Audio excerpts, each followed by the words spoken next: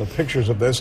It's a 6-year-old boy who is inside an experimental balloon that, according to all reports as far as we know, was being made or had been made by his parents. And we have just been told this thing is now down to 300 feet. Now it's at 100 feet. Let's us all take a deep breath. If you are predisposed to do so and you want to say a little prayer, you might want to do so now, because this 6-year-old boy is about 100 feet from the ground. Let's be clear, we still don't know. We still don't know. There are reports that he may not be in there, and we are not going to show impact. We will be on a delay. But it looks like it's coming down quite softly. There's a man coming down to it now. He's grabbing it. We're trying to find out.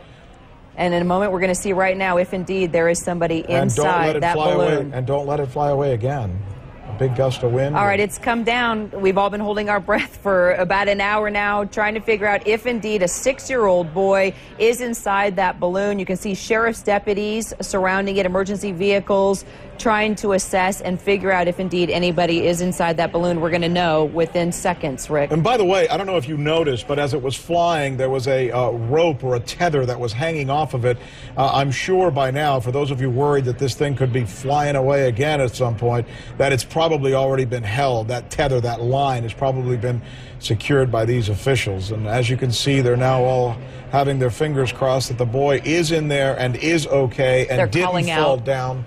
And didn't fall out of it, as was reported by one of his siblings earlier, which might be even more difficult or more dangerous for him. Well, and the question is, if he fell out of that balloon, Rick, you know, where is he? Did he get out in time to where he's okay, or is he someplace else and nobody knows where he is yet? They're not approaching the balloon, getting close to the door. They're staying away from it. They're calling to it. It looks like they're calling for somebody's name. They've now getting shovels out. It looks like they're going to put some weight on the back of that balloon so it's not going to fly away. Digging dirt, putting weight on the back of the balloon so it won't take off again. But I'm trying to figure out, where is the door where possibly he got inside of that balloon? And if indeed he is inside, is he there on the bottom of the Mylar balloon? I'll tell you, this is one of those stories that really will tell itself shortly here. The picture is about Rick, I don't know if anybody's in there. Describe it for us. They'd be going right in.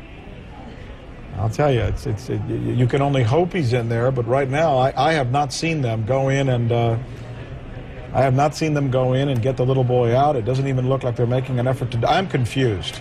Well, because it doesn't. You know what I also haven't seen, to be honest with you, I haven't seen them go in and check yet. Let's stay on the picture as much as we possibly can. We certainly thank our affiliates for providing us with this picture. Now you see a guy. Now you see him taking the helium. They're popping the balloon. There you go again. They're popping the balloon, removing whatever helium is left inside. But, you know, I know what you all are thinking. I mean, to heck with the balloon. Where's that little boy, and what happened to that little boy? Did he fall out or not? Is there a little boy in there or not? We're getting information from one of my producers. You were asking about the family, Rick. Yeah. Apparently, Dad is a weather chaser. He lives in Colorado. His dad has had a fascination. He's a contractor and a retired weatherman, and he's had a tremendous interest in chasing weather and experimenting with things like this. This is to the Denver Post coming through. My producer just sent it to me. Yeah, there we go. We're bringing it up right now. There it is online with the Denver Post. Okay, Rick, I don't think there's a little boy in that balloon. They've taken it apart. And we should probably say, for that reason, we're looking at the article here in front of us, and we have the little boy, we have the father's name, but we don't think it would be prudent at this point to release the information about his father other than what we just read to you from the Denver Post, and that is that his father is an avid weather chaser. Given the fact that it appears that the boy may have fallen out of the balloon, if in fact he's not found there, which is what one of his siblings has said, then I'm sure you understand why we're going to withhold that information until officials tell us it would be the correct time to do so. If in case there is an issue here, we want the family to be notified before we announce it on national television. But we do want to point out, there you see some deputies, they folded over the balloon, they folded over that basket there. There you don't see medics. going through that balloon? I mean, do you see any paramedics? Do you see anybody? They're taking the balloon apart now, looking inside. They've completely got the helium out of that balloon. So far, right now. By the way, we got a guest standing by now who's an expert on these type of experimental balloons. Dan Hess is joining us. Mr. Hess, are you there, sir? I'm here. Hey, you've been watching this, I imagine, with us for quite some time. First of all, just give us your take generally before I ask you any specific questions.